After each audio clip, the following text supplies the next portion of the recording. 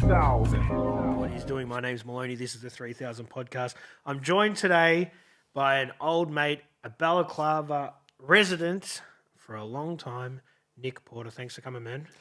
Thanks, Maloney. Long time. Always love bumping into you, whether it's at a coffee shop or a bar or the DJ set or whatever it might be that you've been up to. It's always a thrill to see you, and thank you very, very much for having me. For sure, man, for sure. You're still in the area. I've moved out a while ago, but it'll be interesting to jump in, talk about yourself, talk about your two interesting brothers, your interesting family. There's a lot to talk about, man. Obviously, the whole SINCH thing. But let's jump in and just give us a little rundown about what it was like growing up in Balaclava as a young porter. Where do you start? I reckon as a Balaclava resident, the eclectic and diverse nature of it was beautiful. So me, Michael and Jordan had such a big breadth of friends from all walks of life, and I reckon that probably set us up to gallivant and run around with safety, the area, the nightlife, graffiti. Yeah, I reckon sure. that was probably...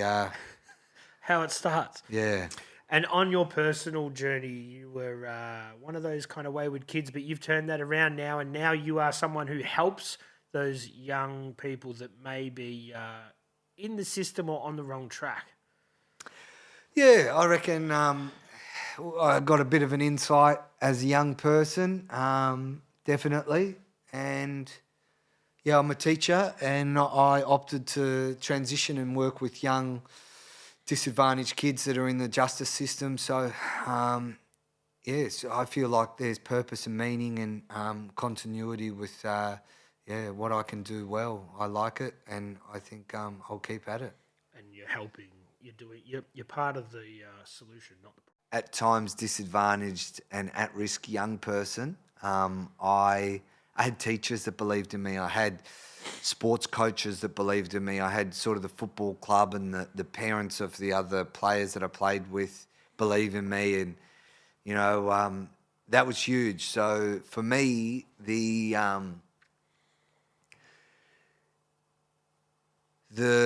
inspiration, motivation to better myself and be sort of something other than where I was probably leading. I think I was probably pretty keen to be a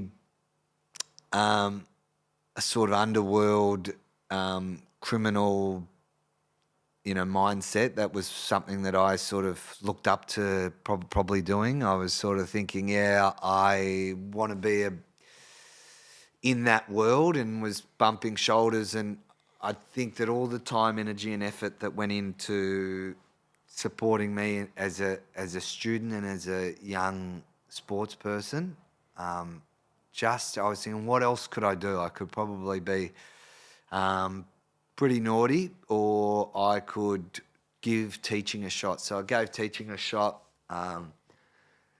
taught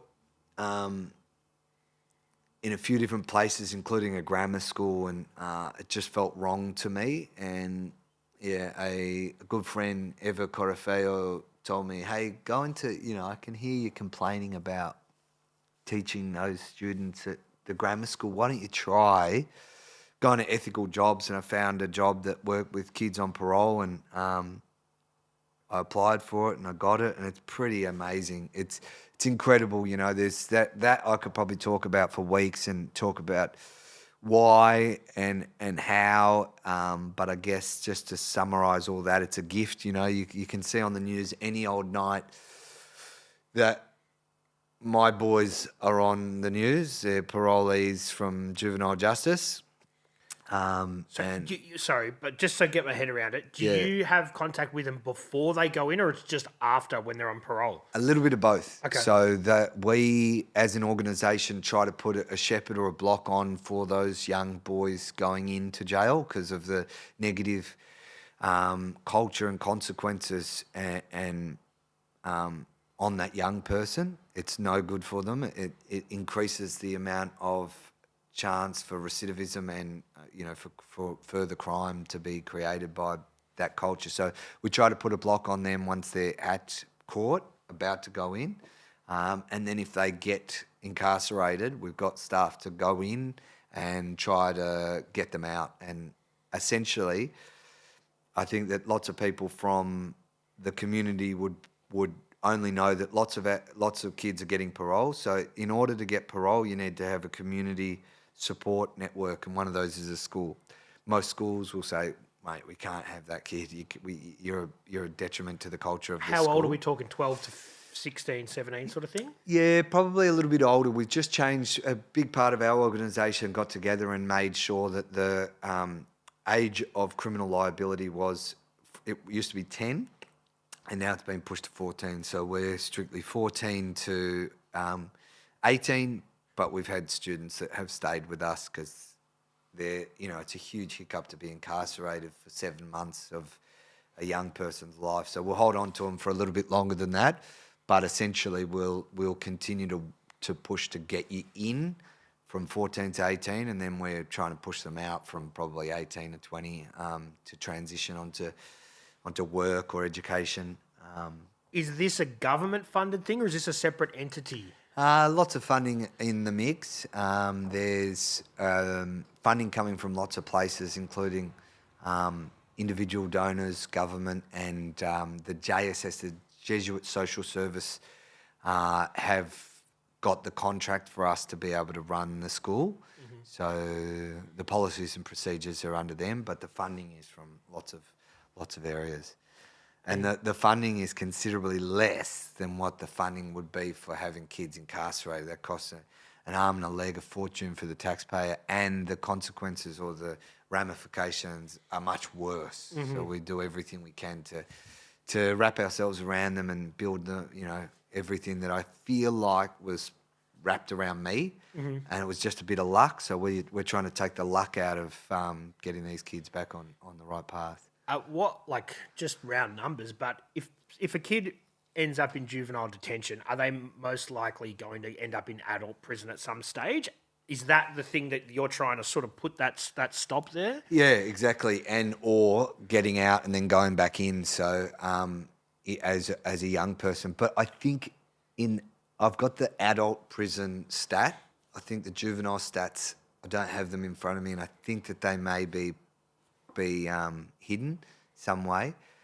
But an adult in adult incarceration, if they're if they are released, 50% of them will be back in within a 2-year period. So if they stay out for longer than 2 years, I'm guessing the chance of them not going back in is higher. Yeah. So they've got to get past that 2 years, kind of like a. Yeah, I guess it's pretty complicated. For me, it's more, just because you weren't caught for a crime doesn't mean you haven't done a crime. Again, it's about changing the culture, and the culture is really, really hard. And I think that there are a couple of little pilot programs and non-ongoing funding programs. It's $6 billion we spend to incarcerate adults in Australia, $6 billion, and the cost of our community organisations for people that get out is something like 1.2% of that. And for me, just working on the kids, man, we've got to put at least 50% of if you're spending $1 billion to keep them in jail, you got to be spending $1 billion to keep them out of jail. That's the idea. You keep them in jail, they're going to get out and they're going to re-offend. So don't put them in jail. Put all that money into supporting them, wrapping around, get them into sport, get them into art, get them into any sort of thing. If a kid puts his hand up and says, actually I want to make apparel, I want to make jumpers, man, just put your head down, your bum up, get a program running, get some support networks around them, get some people around.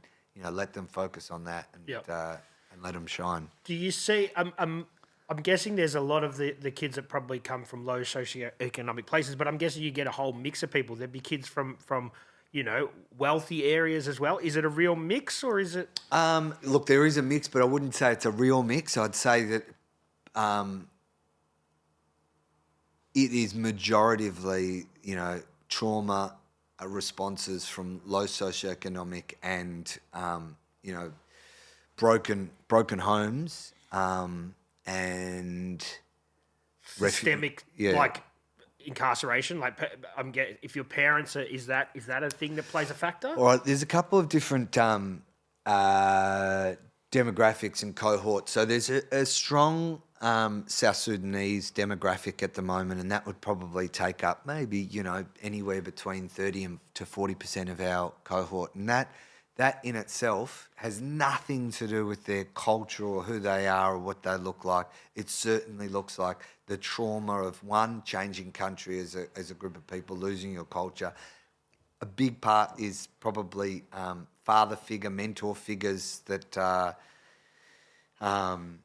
in their responses. Lots of things there. I could go into that for a long time, but got nothing to do with the fact that they're South Sudanese.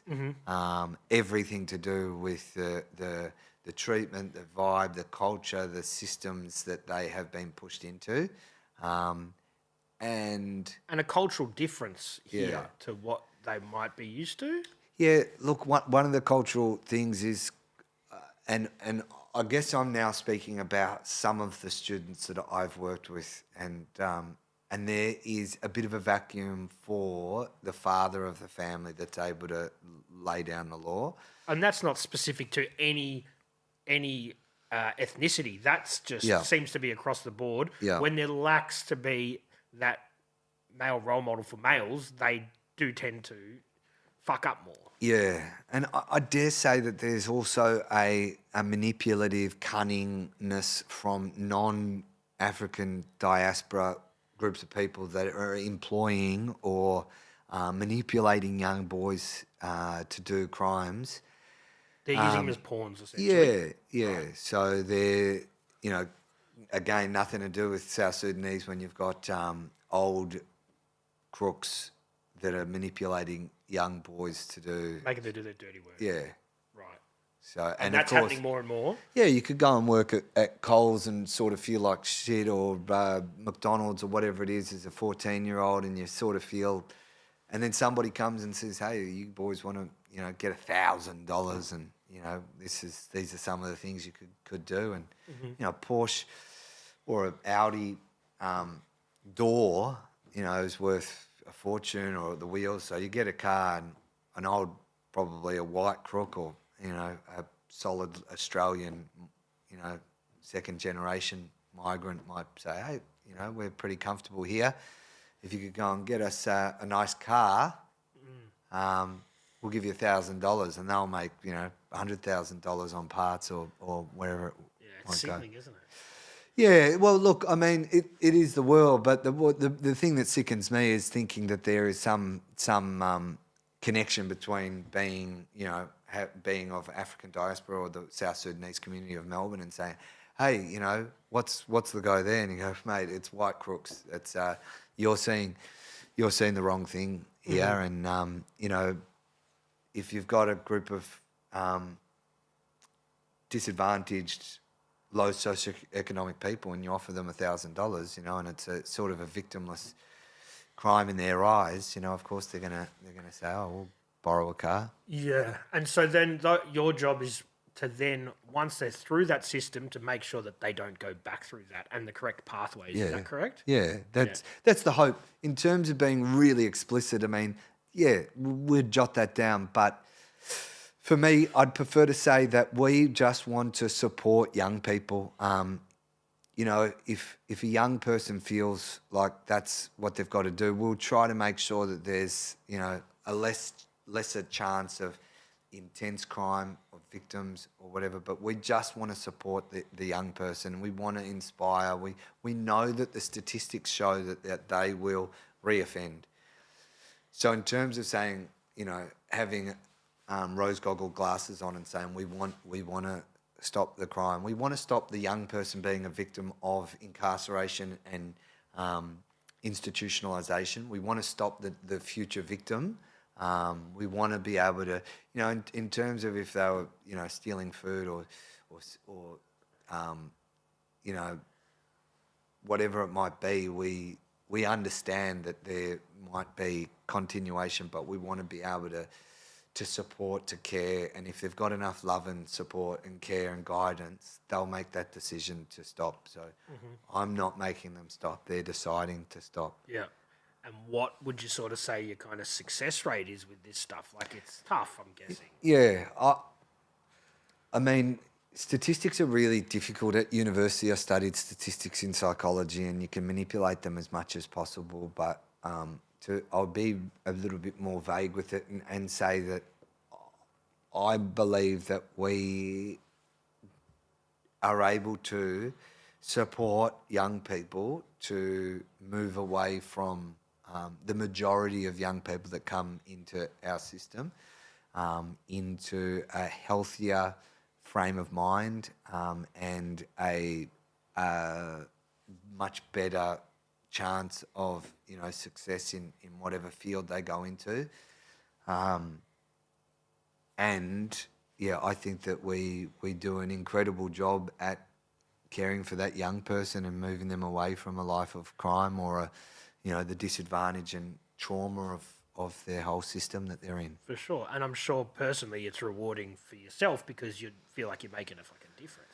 Yeah, there's definitely that. I think that the purpose and the meaning and the direction of the work I'm in, and that's not to take away the difficulty of the role. It's certainly difficult, but I love the purpose and the meaning, and that fills my cup.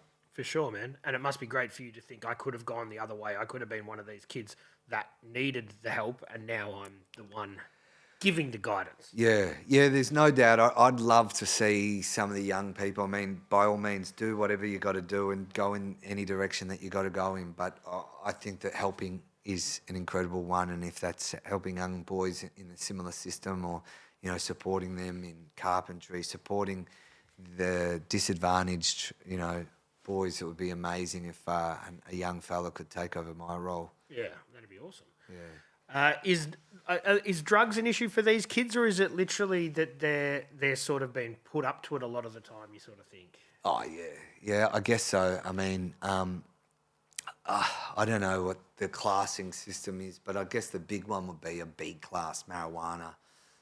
Chuff seems to be a big one, but once you go to the big boys, there's a much higher chance that you end up using heavier drugs and within the prison system. Yeah, if they so they get introduced to it within the system, you think? Definitely, if they stay on. So if they went on to the adult prison, but also those, I'm going to call them assholes that have manipulated them into doing some of the crimes. Those guys usually have their pockets full of drugs, and that sort of keeps them in the system, and you can start getting paid with cash or cash and drugs and then just drugs. And it's there's definitely a shadow emerging, but there's no major shadow at this point of kids being addicted. They might use, but those shadows are emerging. With a juvenile who might be 17 and then turning 18, how does that transition go? Do they go straight to an adult facility, or is it part of your role to prepare them for this changeover? No, I'm not in that role at all. I'm strictly a PE sport and rec teacher, and I stay away from any of those deeper, heavier conversations, but we do have staff involved in those conversations, but unfortunately that would be left up to a judge to decide. Right. So there might be kids that are 18 that are still in the juvenile system? Yeah, definitely. Okay. If they're not ready, if they're vulnerable, there is a over 18 section of the juvie, Parkville and Cherry Creek at the moment to support those guys until they're ready. But I mean, that's a judge's decision, which is pretty horrendous. The young person could say, "Hey, I'm not ready physically or emotionally to be put in there," and the judge can say, "Well, bad luck. You're going to the big boys now." Yeah. Yeah. That would be tough for a kid, I'd imagine. Yeah.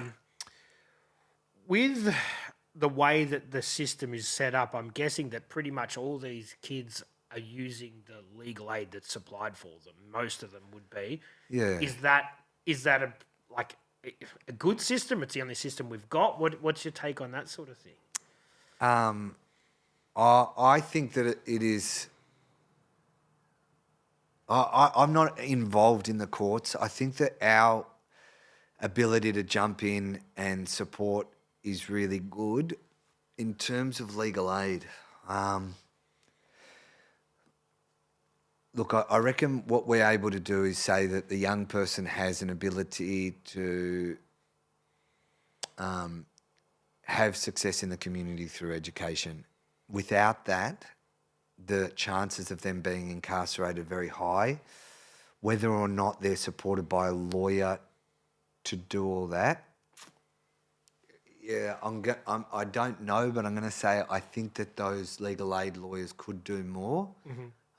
There's another area of the prison system. There's a youth justice worker, or YJ, and they're not a good advocate for our students, I'll say that. Really? Yeah. So you want to elaborate on that? Because as someone who doesn't know anything about this, I'm curious.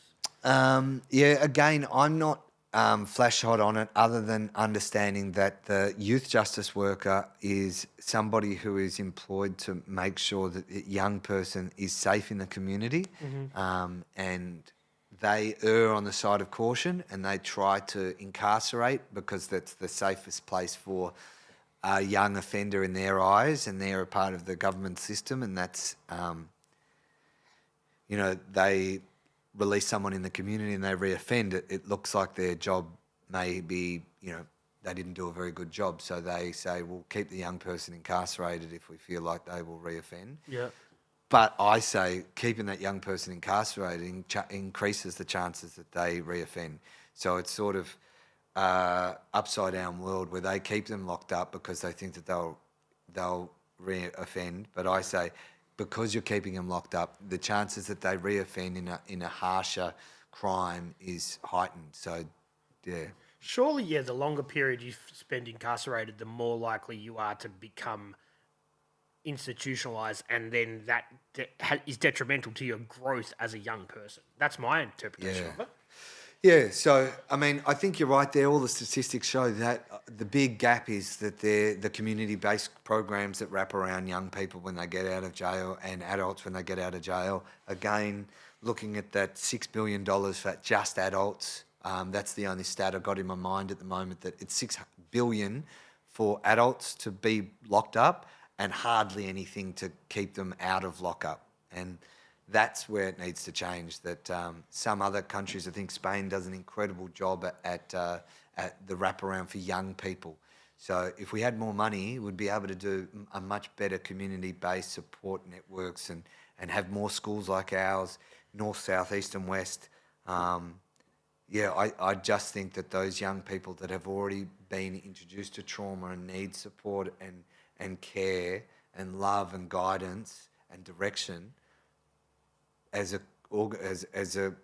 country, as a government, to lock them up, it actually is backwards. You're saying, hey, these kids are offending, and it's so easy to say the kid's offending because they're a selfish, self-centered, drug abused kid, but no stats say that's the case. In terms of narcissistic or social sociopathic young person, they're few and far between. That's not the reason why these kids are offending. So then, to play devil's advocate, how do you discipline them if you don't incarcerate them? So because there has to be some form of retribution for them breaking the law. Okay, good one. I want to jump into that. So that's called retribution, and in terms of going to jail, sometimes it's retribution. So you hurt me, an eye for an eye. So we need to then hurt you. So I am a victim. We're going to turn you into a victim because that's how, I don't know much about religion, but that's how the Old Testament worked. Okay, yeah. Right? So you say, fair enough, an eye for an eye or whatever. But in reality, if we jump out of that old-fashioned way of thinking, you say, hey, this little kid just bashed up my kid. What I'm going to do is I'm going to advocate for that through retribution for him to be locked up. If he gets locked up, there's a higher chance that he does the same thing to another kid or my kid or whoever else, right? So you got to say as a adult, as a mature person, hey, this kid's acting out. There's a kid here who is acting criminally. Let's support that kid to make sure, which is called rehabilitation, and there's lots of systems and supports to go. Let's make sure that this kid does not reoffend. We know that jail is one of the systematic things that will create reoffending. So we can look at the statistics and we go, shit, jail's going to actually do worse for this kid. Not only for the kid, it's going to create a victimization for the kid. So the kid becomes a victim and institutionalized and damaged and have a trauma response. So when they get out, there's a much higher chance that they hurt themselves and others. So we don't want that. So you saying, hey, let's get retribution and lock up the kid. It's like, hey, let's get retribution, lock up the kid and smack another victim in the face and say that that's fair. That's not fair. Yeah. We know that retribution doesn't actually solve any of the things that that might have led to it. So instead you go, hey, love, care, support. Which a lot of these kids may not have at home. No. Right? Or they might not have all the time at home, or they might not have consistently at home, whatever that those sort of things are, you know.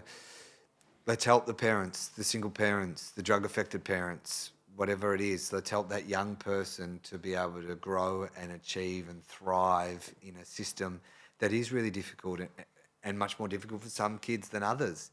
And those kids that have committed a crime, I say, hey, they're calling out for help. They're not calling out to be locked up in a room. So more youth work programs, more stuff like that, and less bars. Yep, definitely. Okay. And that's obviously a funding thing. Yep. I mean, yeah, if we spend all that money, I think it's about $300,000 for an adult to be incarcerated for a year. Really? 300 grand? Yeah, I think it's even more for juveniles. Like, let's put some money into proper systems that support them. And I'll just, you know, it's really hard to talk about adult incarceration, but for kids, we're talking about young kids that are acting out, that are traumatised by a multitude of things. We need more support, more funding, more people, more minds to come together, and just no bars, no prison, more love. If you deep down focus on how to support a young person in trauma, it's got to be from, you know, all right, I would love to see this person thrive. I'd love to see what that person looks like after, you know, 6 months of support. If you've got that much intensity into the outcome, I think, it'll be a much better look. For sure, man. And I guess it's one of those sort of open-ended questions that there's no right or wrong answer, but we know that the way that it is now isn't really the right way forward.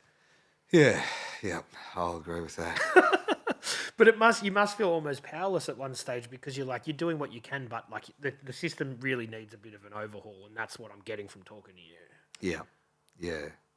Yeah, and start with the kids, let that work, and move to the adults. For sure. And you mentioned Spain. Is there anywhere else around the world that seems to be doing it in a positive, or like, look, there's a lot of countries out there, and there's crime and problems in every country. Yeah. Is there anywhere that is actually sort of we can look at and use as a case study? Yeah, I'll give you the Spanish one. So instead of putting kids into prison together, so I can imagine, because I've hung out with colourful characters, and the moment you start to really bump shoulders and hang out, and especially in enclosed spaces, I'll go back to high school, which was an all-boys school that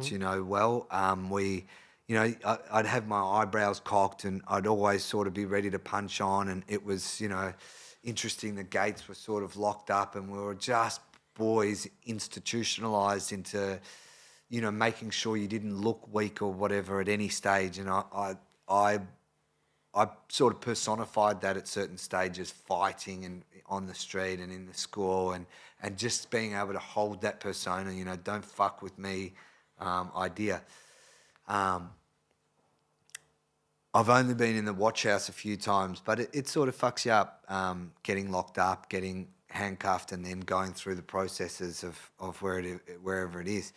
Putting those kids into a system and an institution together, like-minded sort of, or not exactly like-minded, but it will fuck you up in that system. So the Spanish system for the kids, instead of bringing all the boys together, if you've got loved ones, and that might be your auntie, your mum, your grandma or whatever, there'll be some housing for them on the outskirts. There'll be sort of plainclothes guards in the area, but you're not locked into that. You're told that you need to stay in that housing facility with your family, and your dad and mum might need to take a little bit longer to get to work.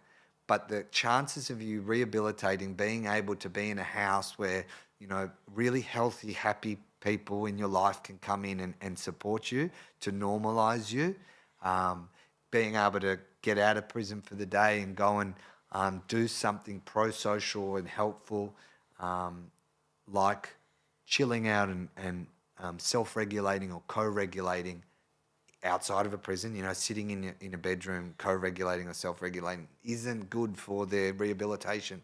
So taking them to a beach and going, hey, chill out.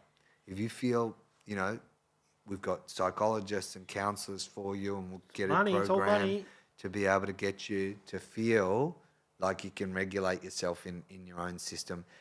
You can have healthy people, you know, sharing a house with young offenders, or sharing a house with loved ones that are healthy. You know, you might have people in your family and life that aren't all that healthy, and you might keep them out of that.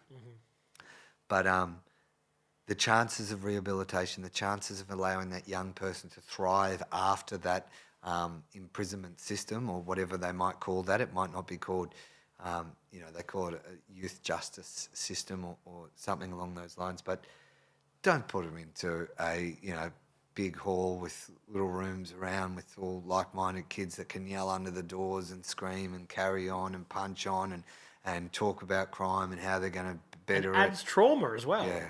Oh, big time. For sure. But that Spanish system seems like it works, but it again is taking, like, it's just presuming that people do have positive role models in their life, which not everyone does have. Yeah. So there is a challenge in there as well with that sort of scenario. Yeah, I guess even a problematic, you know, nan, uncle, auntie, mum, dad, uncle, auntie, there's still oversight, as if, you know, they're able. It's a much healthier place, even with, you know, let's say your uncle might be a crook or whatever. It's a much healthier culture to be with him. He might be saying, hey, don't go in the crook, than being around immature, naive, other little kids, big kids in that system. I mean, to go in and have a look and see the culture, I think is probably, you know, you'll never be able to do that on the news, because it's not for the public's eyes to seeing kids in prisons, because, you know, you could probably blur it out, their faces or whatnot, but it's just not, it's on the faces that you've got to see these young kids and what their faces look like in that system versus another system. And you'll be able to tell pretty quickly, hey, let's not do that. That's not going to, you look at the frown on that kid's, you know, he's cocked his eyebrows, he's ready to lash out. We haven't helped him at all. That's not working. Let's switch it up. Let's change it up. Yeah.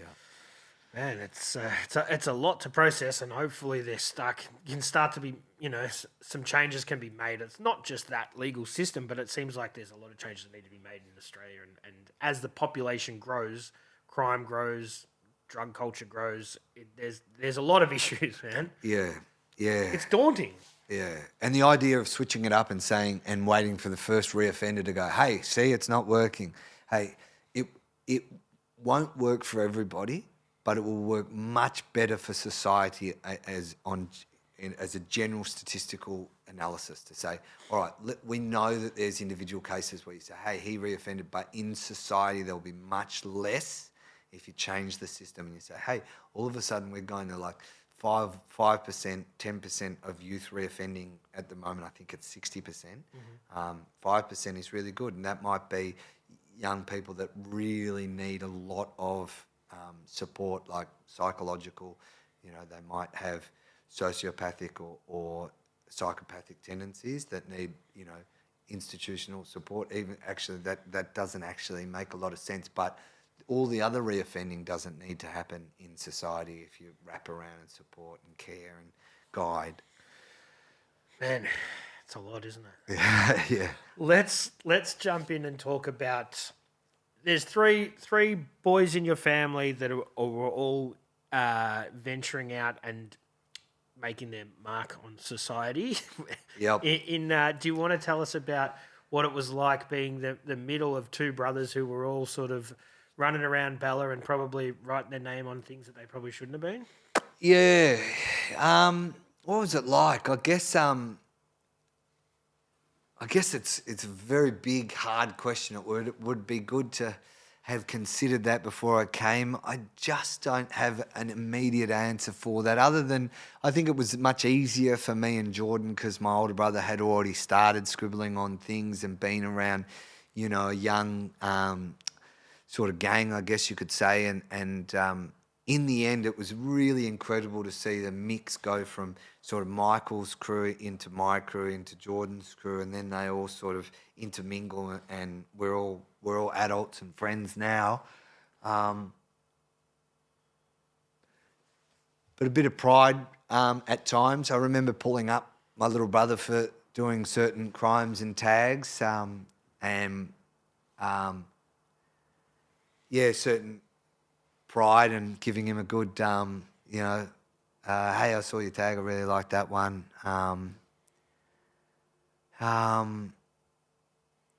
Yeah. You mentioned earlier that he was writing Dreams for a while. Yeah, And no, that where was did that was SINCH yeah, go. he wrote Dreams with Geordie early on, and loved it. So he got started really early. And He had people to look up to, especially growing up in Bella. yeah. It's in the DNA sort of there, isn't it? Yeah. It was a pretty incredible time to be out there. It was at a time that I guess definitely graffiti and tagging wasn't ever seen as mural art. It was really nitty gritty, dirty stuff. Yeah. Which is the appeal, because that's pre street art boom that kind of Yeah. happens in the mid 2000s. Yeah, we were kicking out train windows and graffitiing trains and fucking up the transport system wherever we could, and so on and so forth. But I'd also like to say that the tags on the walls that now have incredible murals that lots of the greater community really love, all those murals. You can thank, I guess I'll focus more on Geordie here. He did some big blockbuster thumper tags that some people absolutely hated to bits. And those, let's say Roan or Adnate or even Michael murals are in part there because Geordie set up those walls to be, murals. I remember trying to get a mural one day and graffitiing. If the graffiti's not there, the shop owner or the council, they don't want a mural there. They want a grey, boring old, grey buff wall, which is not good for society. So the advocates or the pioneers are the nitty-gritty, trauma-filled young kid that's gone out and said, hey, I'm pissed off and I don't like the grey wall, or that's a wall for me to be able to start a stairway into what now, Melbourne's one of the street art focuses of the world. It's an incredible place to go, and that's because there was young, engaged, disadvantaged people that went and tagged them. And it all started with tags, and that's the thing that a lot of the greater society, the normal people out there, they don't really understand. And they'll say, I like the colourful mural stuff, but I hate that tag shit. Yeah. You can't have one without the other, and some people just don't get that. Yeah, again, jumping into Geordie, I want to talk about, he was an incredible graffiti artist in the letter forms of his tags, but he was also an incredible artist in his pieces and his murals and his ability to do greater art in many different areas, design and art. And I pulled him up once and I said, mate, you're red hot. You've been raided a number of times now. You've got to pull your head in with the tags. And you've got this incredible ability to do the murals and characters and whatever else. And he was like, yeah, sit down. Let's have a chat. And he explained, look, my tags are art. And I don't like the sort of crochet, sort of gentle, sort of slow-moving pieces for illegal. I hate it.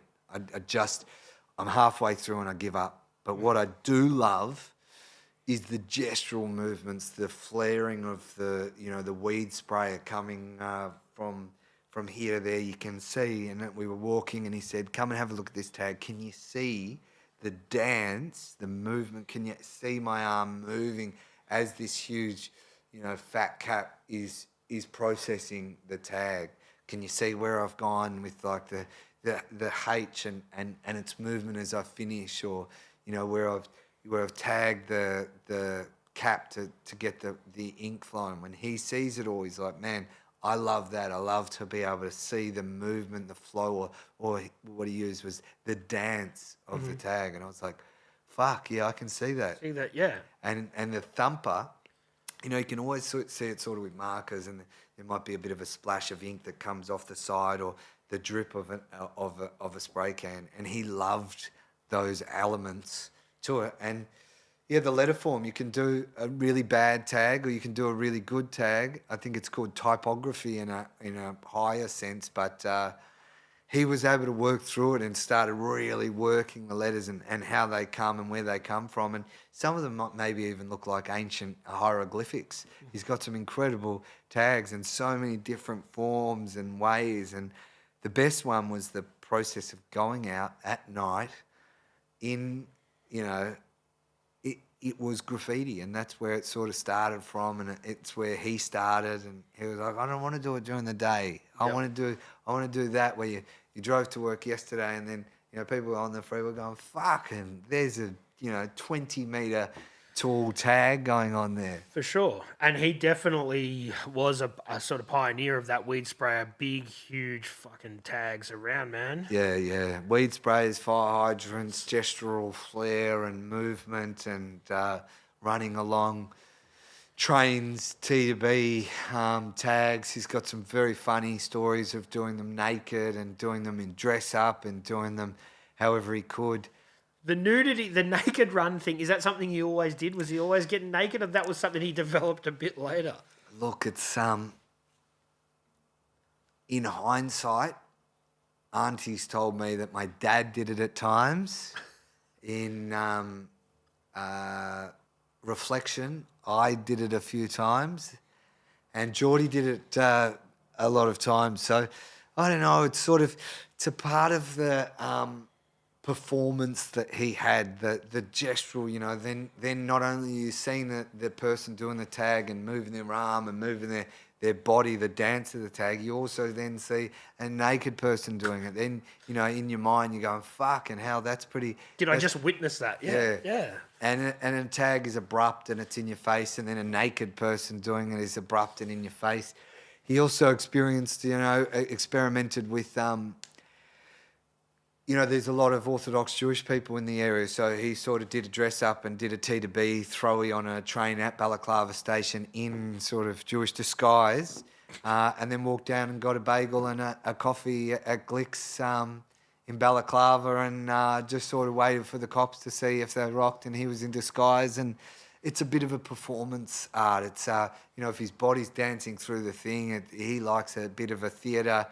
You're doing a tag in part for the motion and the flow and the expression. I think he was angry at times too, and it was essentially a victimless crime where he's gone and aggressively tagged. But another part is you want that tag to be seen by other people, and that's a performance in itself.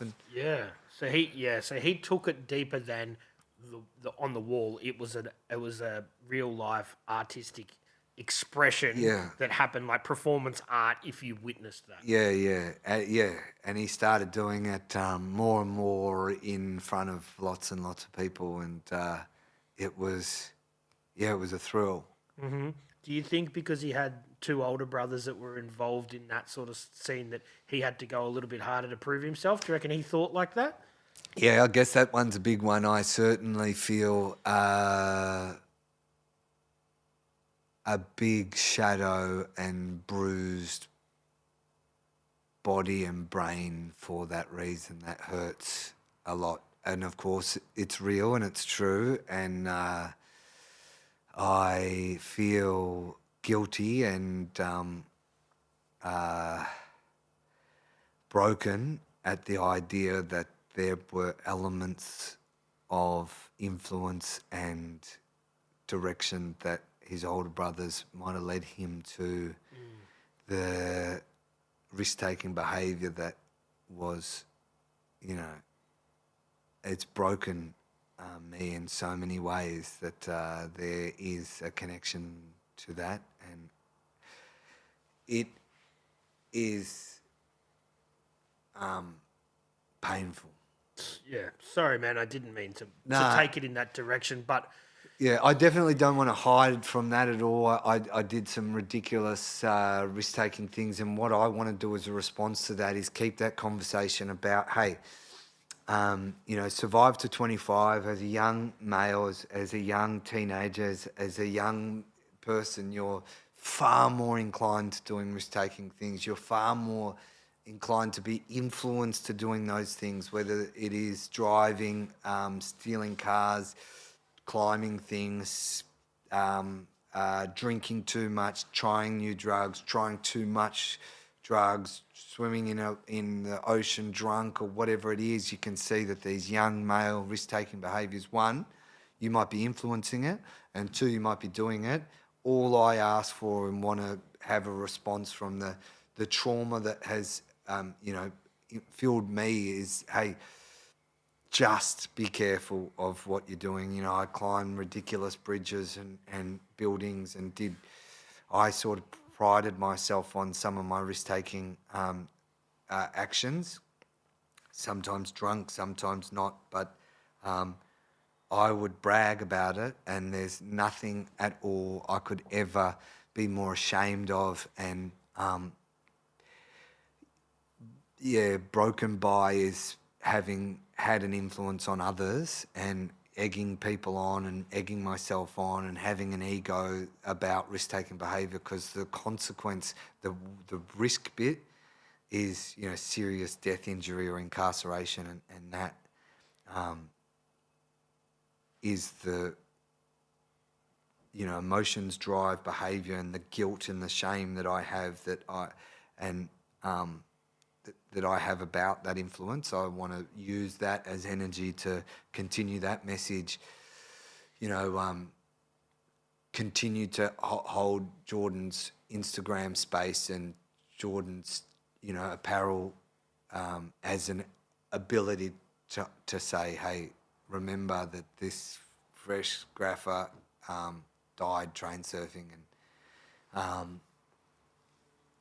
I would hope that, you know, crew might be wearing their Cinch hoodies, or they're, you know, doing a tag and doing a tribute to Cinch or whatever, and someone says, hey, pull your head in, that, you know, it's gonna fuck everybody up in your family if you fucking fall down from there, or if you touch that live wire or get too close to it or drive that car or hang out the car window, pull them back in, and just fucking, I wouldn't want it to happen to anybody. And it breaks my heart when I do hear, you know, another young person has lost their lives, you know, in that youth area between sort of 14 and 25, that they fucking maybe were doing something that was ego driven or risk taking, and saying, fuck, how cool is this, look at this hangout, or I guess that's the communication and that I want to try to push, to say,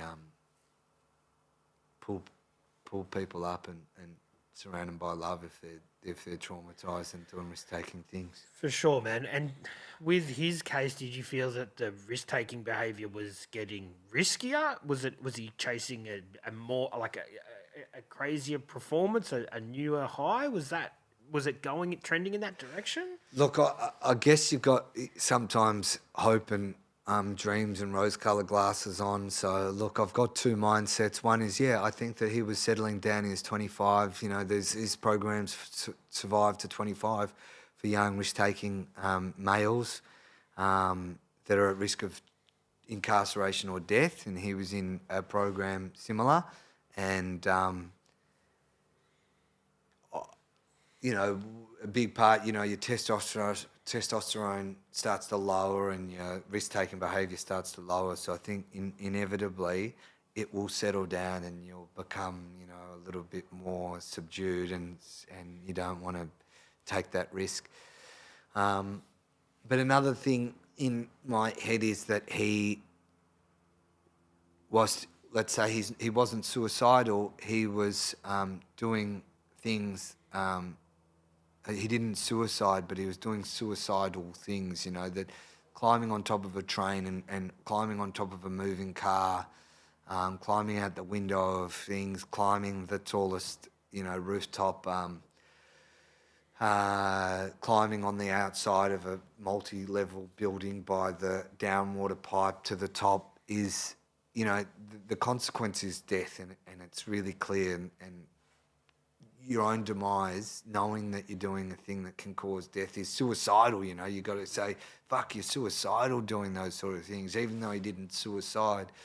And that is this sort of two-sided coin that I feel like I'm really hopeful and happy that he was like settling down and he had so much potential and so much opportunities as an adult past 25, and then I sort of get stuck in the sort of down and sadness that fuck he was in a really bad way to be, you know, putting himself at such risk is a horrible idea.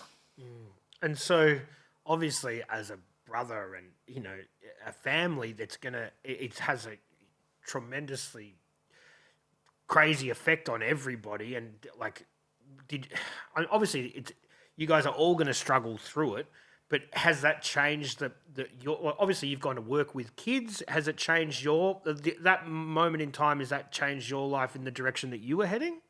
Yeah, no, definitely is heavily influenced by Jordan, and it's sort of a crazy, you know, spirituality is a sort of a very individual thing. I don't think spirituality and religion necessarily go. I've got my own systems of beliefs that get me up to give me energy and give me purpose and meaning and direction. And I think for me, that spirit gives me the energy to you know, run an anniversary 10-year event. But not only 10 years, obviously you do it every year. Yeah. And from day one, you had a big community behind you because of his stature within that graffiti community. So it must be, I guess, somewhat of a comfort to know that there was so many people that he touched there. Oh, yeah, no doubt. It's a beautiful, beautiful thing. He was an incredible guy, and I think I'd love to jump into, you know, his character, his persona, his energy, He was a big character. He was a funny character. He was a creative character. He was a performing character. He was a loving character. He was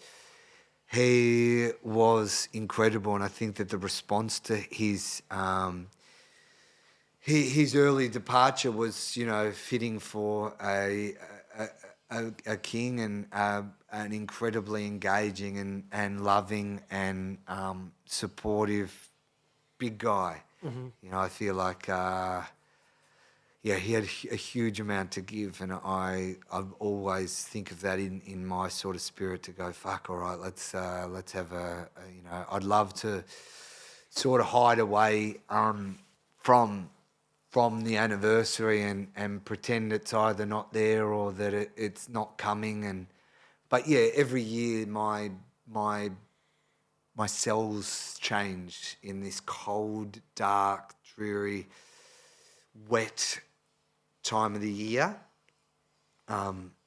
it's pretty incredible. I guess it starts with my cognition, and then it moves into my cells and how I react and change every June. It is a fucking heavy feeling, and the ability to have an anniversary event where people come in, they'll give you a hug, they'll give you some stories. It just fills you up, and you go, "Fuck! Thank God I'm not doing that June on my own." And we all start getting on the phone and having a chat and organising when we'll catch up, and the hoodies are a bit warmer, and getting across to everybody is a much warmer way to respond, and that's I feel for anybody that has got all that trauma and they're not reaching out and they're not trying to find community and others that can support you and you can support them.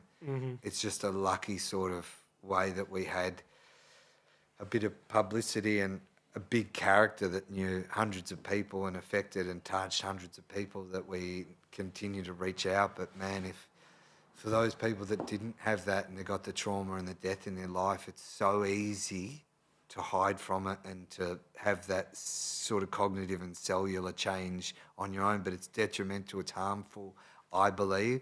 Reach out, get to people, connect with people, strangers or loved ones, get out of the house, and yeah, I'm lucky because that's where I would naturally go if it wasn't for, I guess, everybody in the community. And man, with no pun intended, but he left his mark on Melbourne in general because so many people to this day, even whether they knew him personally or not, know of him and his character, which speaks volumes of somebody at such a young age. Yeah. I mean, I'm really proud of him for not only, it's not just graffiti. A lot of people will say, oh, he did some big tags or whatever here or there.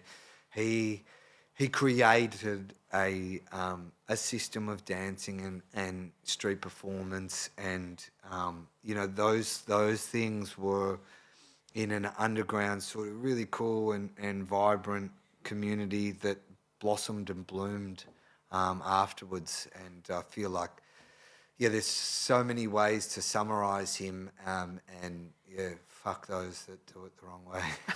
So people do it the wrong way, you think? Oh man, yeah.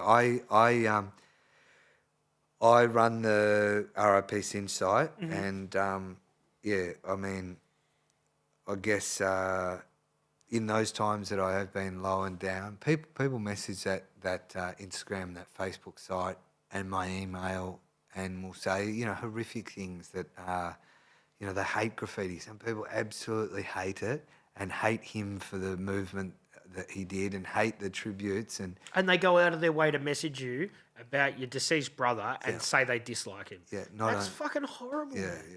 I guess there's like these trolls. So we've sort of followed it up, and in the end, the anger or the pain that they cause me, I think poor them.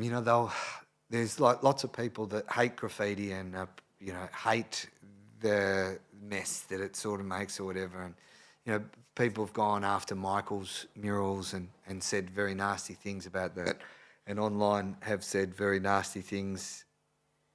But I've had electrocuted videos of people being electrocuted sent to me, corpses that have been electrocuted, that sort of hate messages, and it's not sort of solely people hate Jordan and hate me. They hate everybody, and if you've got that sort of hate, I feel for you. I hope that somebody reaches out and, you find love and you find care and you find support, because you would hate to find me in a bloody dark alleyway after sending that shit to me. You've got to take the high moral ground, but that must be hard. Do you fucking bite back at those people? I mean, yeah, I start sort of trying to write a couple of them. I've said, look, you've sort of broken me in this moment, and I am, if that's what you were trying to do, initially you want to, sort of swear and carry on, and that means nothing. So you try to go a little bit deeper, and you try to say, hey, if you're looking to hurt me and hurt someone, you have, and you talk a little bit about that. and then you go to send and you think, fuck, what am I sending this for? You're buying into it. Yeah. So in the end, I just fucking leave it and go and try to find someone that I love and care for and chat to them and maybe let them know, hey, somebody's fucking trying to change me and I don't want them to, and let's have a bit of a chat about that. But yeah. But I'm guessing that that's few and far between compared to the love and the positivity that you're getting from it. Yeah, right? no doubt. For sure. Yeah. And because man, there's kids now that were too young to even know Jordan, but they know his legacy lives on. Even at the bottle shop, man, there's like a mural with he's become a Balaclava icon, which I know doesn't. It must be at least. That's cool though. You know what I mean? That his legacy lives on in those sort of ways. Yeah. So there's I was buying a bottle of wine or something along those lines and sort of just drifting away and saw that somebody had done a mural of Balaclava, and on the sort of butcher shop wall they'd donned the SINCH design, and that was great. People that can actually reflect and see, and it's a beautiful thing that for a beautiful man. For sure, man. I've even had people that aren't really that involved in graffiti that know that I know a bit about it, and they say, man, that Cinch dude is all over the place. And I have to sort of say, that's just tributes to him because he was so well liked. Yeah. And that's a spin out, man. There's people still showing so much respect. Yeah. There was a Bodriggy can that I think it was like a Melbourne Specky or something flavour, and I was trying that flavour, and there it was. Yeah, it's a sort of tribute to him, and we gave them permission to put that on. It was it was a nice feeling, all everywhere from Bella did a tribute hat, and it's really nice. I think that's the only way you can respond to traumatic things. You love, you care, you support, and that's what we felt a huge amount of. For sure, man. And you've got the apparel that you're running as well, and the proceeds of that stuff goes to his daughter. Yeah. So at the moment, I think probably the year 1, 2, and 3 were a lot more successful. There was lots of interest, and there was some good proceeds to that. Now it's sort of trickled off, and it sort of just pays for itself. So we're sort of just keeping his name out there at the moment. But there's I talked to Kayla, his daughter, and I tell her that she's the CEO and she can take over and do some designs and work with it whenever she's ready, and she's got a couple of ideas and thoughts, and that's really nice. I think it keeps his spirit, his name, his movement, his ideas, reminds people of risk-taking behaviours, and hopefully we have a bit of success this year for the 10-year anniversary. I've printed out a huge amount of photos for a photo exhibition at Union Heights, which we're pretty excited about. So Union Heights, a big shout out to them and Frank for giving us permission to adorn their walls. I mean, he's already had the neon light and the thumper tag in there for a while. Right above the slap box, that neon sign's there all the time, man. Yeah, that's awesome. So a shout out to Pokey who did that. I saw him doing some amazing work and reached out and said, oh, geez, I'd like that. And, lent it to Frank, and he's put it up, and it's always on. If you're down Chapel Street in the middle of the night, it's red glow is, a nice vibe. And so we'll just kit that place out. We've got some zines from Mindhead from Ollie there, and that will be some cool zines. Yep. I got some music from Corey from Kodiak Kid, who was one of Jordan's closest mates. Yeah. Geordie's got he was Jordan's closest mate at high school forever, and a very sort of gentle and sweet close mate.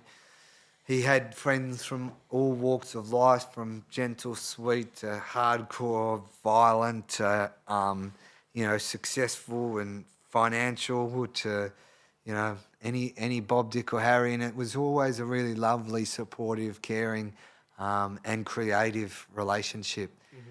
Mm-hmm. We've got Carney, Kyle from from Posy Shot. He's done the back design of this year's 10-year anniversary apparel. Muscles, we'll try to get him to do a colourful, sort of faceted denim back mural.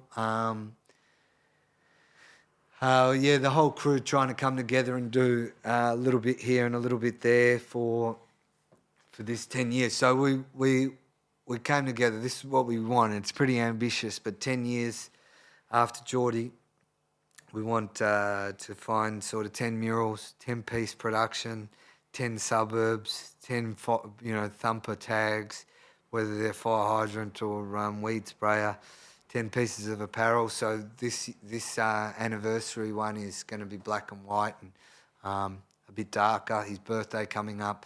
We'll try to get a bit more colourful and creative. But yeah, keeping to the 10 thing, keeping his spirit alive, keeping his name alive, keeping us talking about him, and yeah, looking forward to bringing that to fruition. For sure, man. And so when this goes to air, it is today. Okay. It is tonight. So for people that is it open to the public? Yep, it's open to the public. We'll head down for between 6 to 7:30 just to check out some of the zines and the hoodies and the and photos. That stuff's for sale there? Yeah, that's all for sale. And then I guess we'll go to Revolver.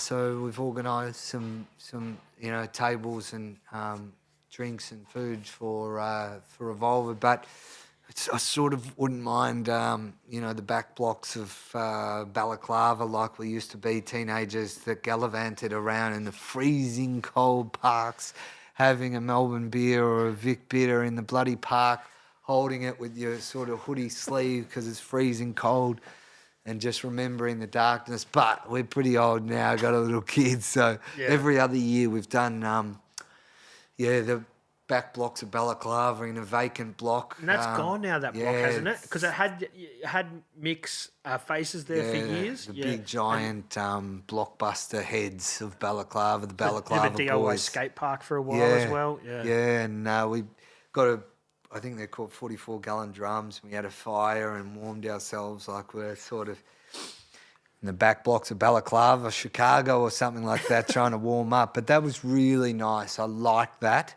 So if we can, after dinner and drinks, we might go to Windsor Siding or Balaclava and just reminisce and maybe do a couple of tags. Yeah, for sure, man. So if people can't get down to that event, can they still go through the RIP SINCH Instagram and buy apparel and support? Yep, hit us up and we'll try to get 10-year anniversary date, 27/06/24, black and white, and we'll open it up to some other designs. But I love what Kyle's done on the back. It's a beautiful tribute to Geordie, and get these ones. We won't bring out the 10-year anniversary ever again. I reckon they're a hit. Bring them out whenever you've got something on. Gift to you, Maloney. You'll be donning it. I'll be there, man. I'll be there, yeah. I look forward to seeing it. Look, I have bumped into people with the SINCH apparel and stickers and things over the last 10 years, and it's always really warming. It's always incredible. Tagging you on the shoulder and saying, hey, what's going on? Love to see that. I don't know you, but SINCH, my little brother. My mum, after Jordan died, she did a bit of art at RMIT, and one of the, she's 70, but she walked in with a tote bag with SINCH on it, and all the young RMIT art, I think she did fine art or something like that, and all the kids are like, oh my God, you got SINCH, old woman, what are you doing with it? And she was like, oh, yes, he was my son, and they're like, oh, we love him, and she was really warmed by that. My old man, he loves it too. So I think it's a really beautiful thing to be able to see that, and hopefully it reminds young kids to say, hey, pull your mate or yourself or someone, risk-taking male behaviour. There's nothing worse for a community, I think the community response also shows the community pain that one tragic event can harm and hurt so many, but brings us together. But you much prefer to be brought together through other creative means. For sure, man. And look, it's obviously a tragedy, but if you can take any positives out of it, it is to just keep your friends in check, I guess. Yeah, definitely. And that's the message. But I'm all open to ideas and whatever people come up with, I would love to talk about. For sure. And even, like you said, with Bodrigi, you're happy for people to use his imagery if they get permission in the right capacity. It's got to be something that is tasteful enough. Yeah, I guess so. Beer's cool. Yeah, those guys are really good friends with Michael. And I met them, they were great guys. And it was just for a small gesture. It was like a positive thing for them. They were really saying, hey, we respect your brother and what he stood for. And it was just a run of them. I don't think they're on there anymore, but it was just like a beautiful gesture. Yeah. Make sure, man, I kept a beer can because I wanted to keep it for a while and it exploded, dude. Oh, really? Exploded all over my house. I'm like, make sure if you keep a can that you maybe take the liquid out of it. That's what I'll suggest. Nice. Can you thinking seeing the cinch popping open. I like it. Well, it would like basically flare tag all over the roof, wouldn't nice. I like it. Can we talk about the doco? Yeah, the doco of. Well, so is it Michael or it's Michael? Yeah, so at the moment Michael's got maybe a film crew looking into him at the moment. I don't know much about that, but I guess a lot will come out if it's released or whatever it is. They'll be able to tell his story really well. I don't want to go too much into it, but I reckon at the moment I'd like to say a couple of things. About Mick at the moment, and he's a really humble, shy, and empathetic guy. At the moment I feel like he's been unfairly targeted as an anti-Semite. And I really feel like the council and the support around that was not enough for him, because essentially, and having chatted to him, a Semite is really an Arab or an Israeli, a Christian, mainly an Arab or an Israeli from that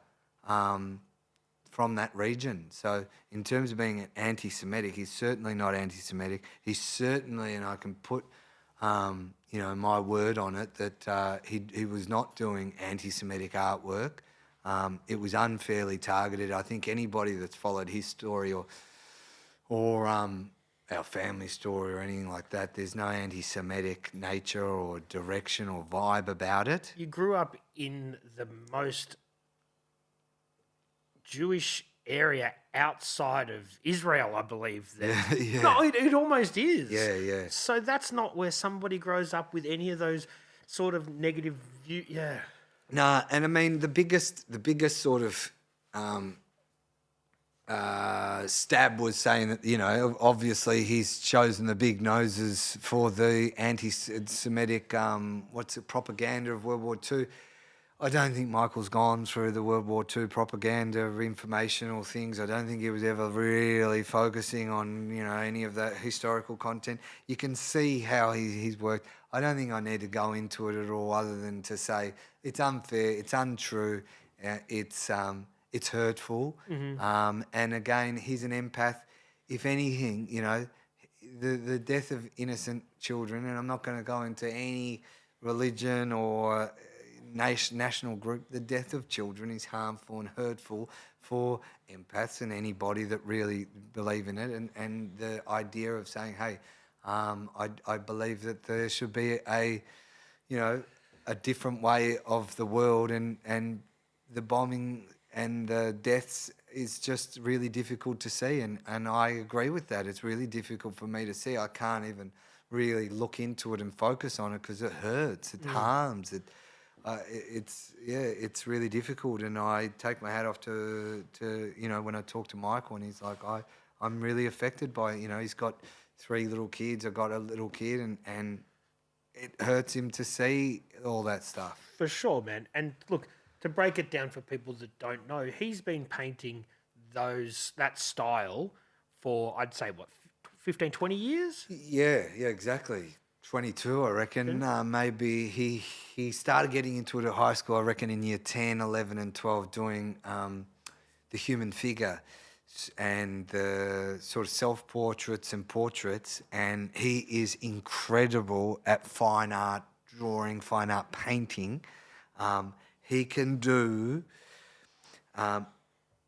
lots of artists at the moment, they project up images of people and then they trace around that, or they've got a fancy app that will allow them to do a mural of a person to make it, like for like.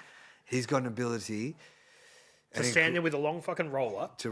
And he can actually do fine art without any drips, without any grotesque sort of, or, over the top expressive things. He can make a very... a beautiful woman as if it's a photo or a projection. He's got all that. He's got the fine art ability to do sort of anything artistically and creatively. He has chosen to have his interpretation. And for me, the expressions, it's pretty hard to view that on a human, visually to see a human have those expressions. But you talk to him and you feel the human experience, and those, you can feel those, the happiness or the frustration or the doing your head in, and the Balaclava mural of the yellow on mural at Balaclava Station on the sandy side, 7-Eleven, is sort of him doing his head in and going, fuck, I'm fucking fucked and happy and sad and fucking, going through all those emotions. And he's got an incredible talent to be able to bring those out through his creative, direction and integrity and choosing. And I think it's amazing. And one of those is the noses, which he has incorrectly feels like he's got a sort of different nose or a hook nose. That's what he says.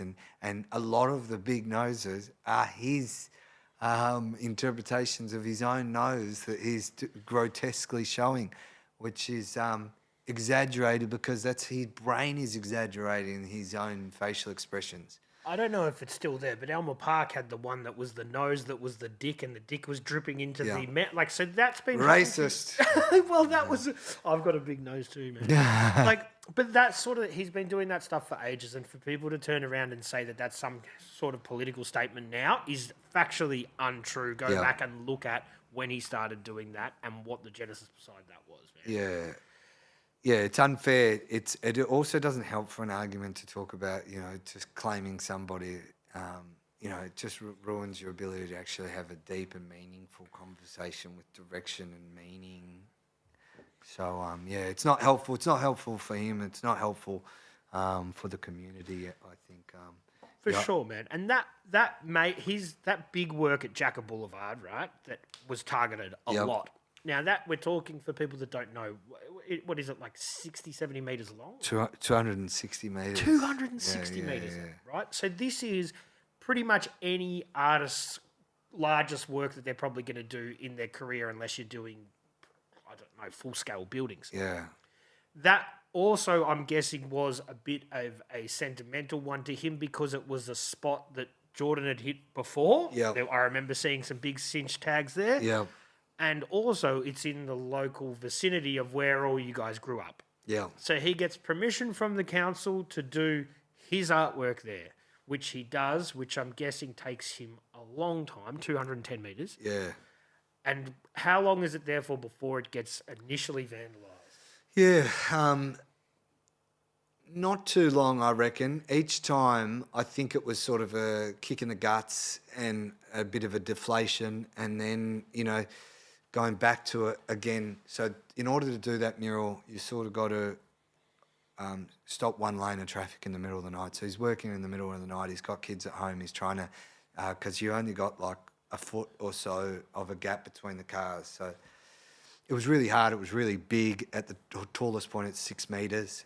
It trickles down 250 odd meters of length, and yeah, it seemed like a really specific targeted attack on Michael and Michael's art, and it ended up being that way.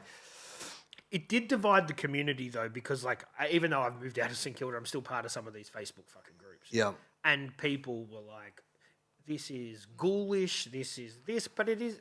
But art should be subjective. Yeah. So he was copping backlash from complaining residents as well, but then people took it into their own hands to just try and make it political, which I don't think it ever was. Yeah. No, that was his art. Not political. Fantastic that people want to talk about it. Love that. It divided everybody. I'd hate to see a mural go up on Jacob Boulevard with that length, with that size, and not be spoken about. Like it might have been a nice, clean sunset mural. That's what those complainers wanted, though. And then nobody talks about it, and then nobody talks about anything. So, look, if it's going to get us to talk about, politics, if it's going to get us to talk about ideas and creativity, by all means, bring a community conversation together. I think there was 190 comments on that Facebook page or whatever it was before they shut it down. They actually stopped the comments because the owner of the feed said it was too negative or whatever.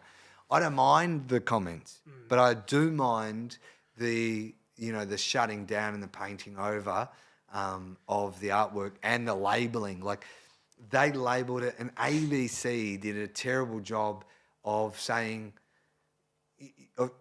they said that it is being called anti-Semitic, and then the article continues and says there was other graffiti in the southeast, which was like Clayton or whatever, on a letterbox in a texter saying "kill Jews." Nothing to do.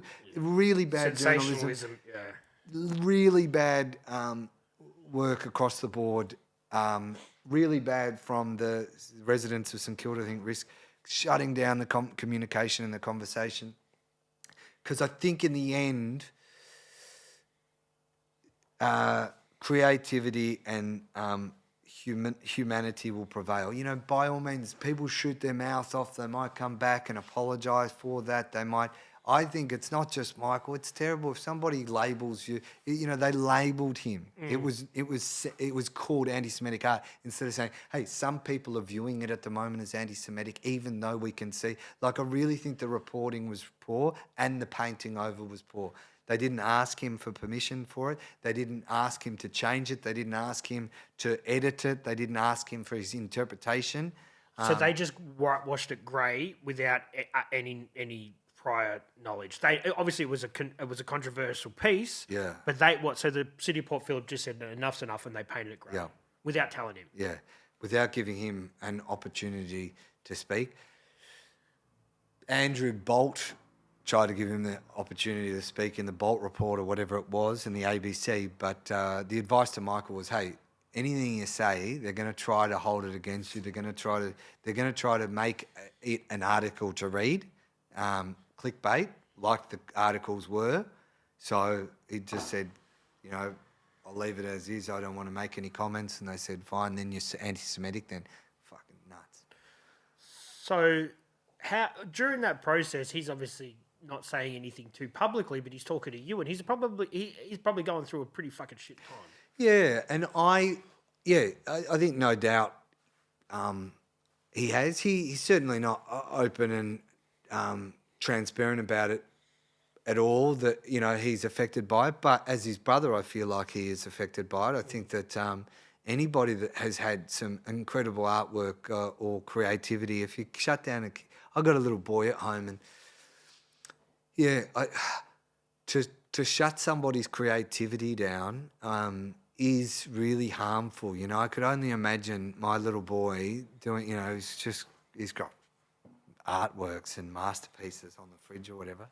To take it off the fridge or to take it off the wall, it hurts him. He's just two. Shout out to Santiago. But Michael, it's got to hurt you to have two of your biggest and your best pieces, and a huge work connected to Geordie, connected to his little brother. Some of those facial expressions are about Geordie's response, and they're self-portraits of Michael feeling the responses to that, and how can you not? It is, yeah, it's it is one of the murals was, you know, portraits of Balaclava, people of Balaclava. That was the one like at the shops there. Yeah. Yep. And of course that's him and Geordie, and to have that painted over is another kick in the guts. That you know, no conversation, no. So who from the council is green lighting them and then pulling the rug out? That's the thing. Look, I think there's lots of people at the council. Some are incredible. There's a guy called Jar who green lights know it, him, and he's yeah. doing some incredible work. But there's you know, they have conspiracy theories or whatever. But there is, you know, petitioning and conversations to councillors about what is a acceptable. And I think an acceptable response is a community conversation that is respectful to the artist and respectful to those that are offended by the art, and to say, hey, you know, again, there is other artworks. All you need to do is Google Big Nose artworks, and Google Images will have, you know, hundreds of thousands of artworks that it is an unfair response to tell those artists that they're anti-Semitic. Like, there's just millions of them that are for all reasons. And there needs to be a educational communication to those that are offended by it, to say, hey, we understand that it's a sensitive topic. We understand that we need to talk to you, and we need to talk to the artist and communicate that and go both ways. But covering her over with black paint, it was the wrong thing to do, in my opinion. And these are the ones at the shops on Carlisle Street. Yeah. And so the other one at Jacob Boulevard in St Kilda is grey paint. They're offensive to creative people. Did they the one on Jacob Boulevard, the crucifix and all that shit that was painted on it, did they find who that person was? Yeah, great story there. I certainly don't want to steal the thunder from Michael. Where he's got some incredible moments where he sort of he's an empath, so he's trying to find the guy, to be able to talk to the guy and be like, I'm so sorry, you know, I'm offending you. How can I support you? How can I do whatever I can to get you to stop doing that, because it's an important artwork for me, and, you know, am I offending you in some way? Anyway, Michael did end up finding the guy. Stake the place out? He sort of staked the place for a while and couldn't get him and missed him a few times. I imagine it was about 10 times in a row. It was a lot, man. Yeah, and it was huge stuff. Anyway, Michael got a call from someone to say he was in Balaclava. Someone's doing it. It's in the broad daylight. It's not in the middle of the night, and he's doing it. So Michael sort of started gunning it down Carlisle Street, and a cop car pulls in front of him and blocks him from being able to, you know, go a couple of kilometres over the speed limit to get to this thing. So he's stuck behind a cop car that sort of flashed its lights a little bit. Didn't have its sirens on. But Michael follows that all the way down to Jacob Boulevard, and there's already cops there that are chasing somebody on the beach, and Michael's like, oh, gee, this is a bit chaotic at the same time. And there were people standing at the mural, and that was the guy who had been defacing it, and his girlfriend, and a lookout that he had. So Michael thinks that that's the guy. He sort of double parks his car, and the cops double park their car, and The cops are privy to what's going on at this stage? yeah. Okay. So Okay. they've been called for somebody who's defacing it. They had put up like cameras to support Michael to sort of stop the guy and get a conversation going or whatever. Anyway, the guys legged it all the way down St Kilda Beach, and Michael's trying to work out what's going on, and the police say, you know, stop. You can stop. We don't need you in this or No whatever. citizens arrested. So Michael was never going to citizens arrest him. He was just going to sort of catch up with him, and Michael ended up realising what was going on down there. There's a guy running along the beach, police chasing him, other police going to talk to the girlfriend. Michael decides to go with the chase. He ends up all the way at Woolworths, at the back of Woolworths, where veg out is on the side there, and the police finally capsicum spray and wrestle the guy to the ground because he refused to sort of stop to talk to them. So they chased him all the way down to there. And Michael was like, "Hey, don't do that. Don't arrest him. I just want to talk to him. It's my artwork. We don't want you guys involved. You know, we don't want the court system." Michael doesn't really believe in that intervention being supportive. And they're like, "Go away." You know, it's all, apparently there's lots of it on camera. There was just some dudes on the beach that saw it all and started videotaping it all.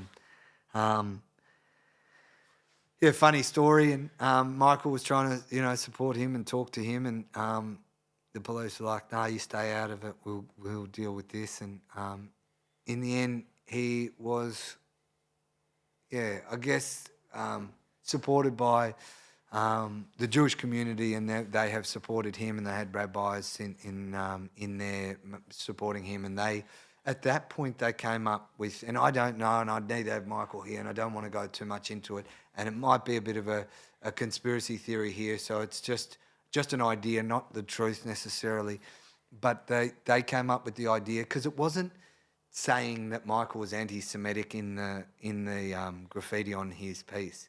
But in the interview, and as a response, the police said, "Look, the Jewish community are seeing that Jacob Boulevard mural as anti-Semitic, and they don't want it, and they're supporting this young guy who's been covering over."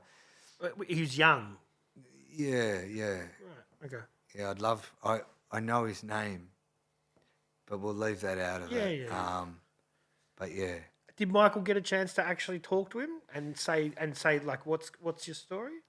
Yeah, he spoke to the girlfriend and was like, "Hey, I'm happy to support him. I don't want it to go to court, and I don't want, I just want to be able to do my artwork and, wherever I can, just, essentially explain that, hey, this isn't." Because he left some Bible quotes there, and it was sort of demonic stuff that he was scared of, that it was like... Let's talk about the children, like something, yeah. Yeah, I didn't know. So Michael was like, if I'm just able to have a chat, and he'll be like, "Oh, okay, I had this other idea about what it was." And so it all got blown up, and it's all sort of a whole lot of bullshit. But I think Michael's been able to get some of it on camera, I think, hopefully.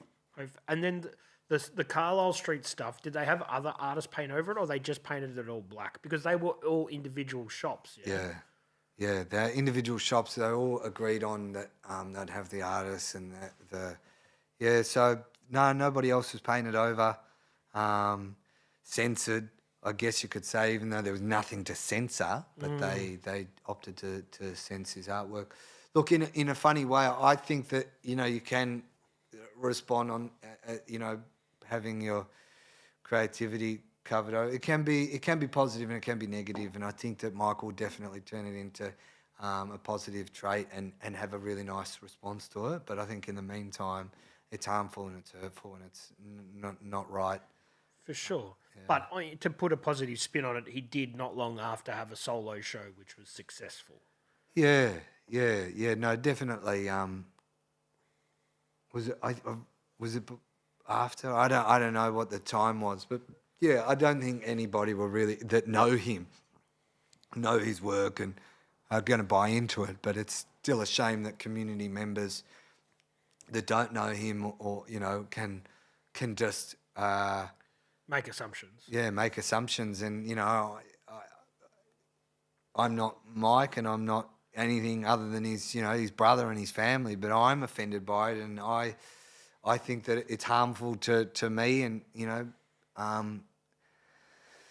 hurtful and untrue, and if we can at least have a conversation about it and say, hey, it's you're going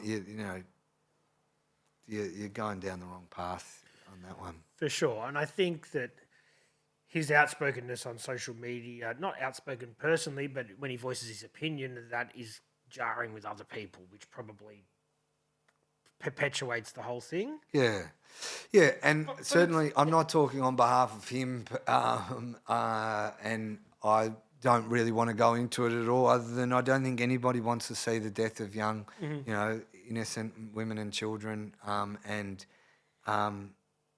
Yeah, I think everybody agrees, and you might not agree with the particular, direction and interpretation, or if you can just summarise it as, nobody would like to see that, and he just wants to see that stopped. For sure. And I think most people do. That's where we're at. Yeah. Man, should we wrap it up? Let's wrap it up. Do you want to? Is there anything else we need to talk about? I guess I'd love to continue a chat with you, and thank you, for the time, the opportunity, to have listened, and shout outs to the community and their response. Thank you for listening. Thank you for being great. Shout outs to Balaclava 3183 and the 3000 monologue. For sure. Well, man, I think it might be time for a beer and something to eat. Should we wrap it up? Yeah, let's do it. Thank you. Cheers.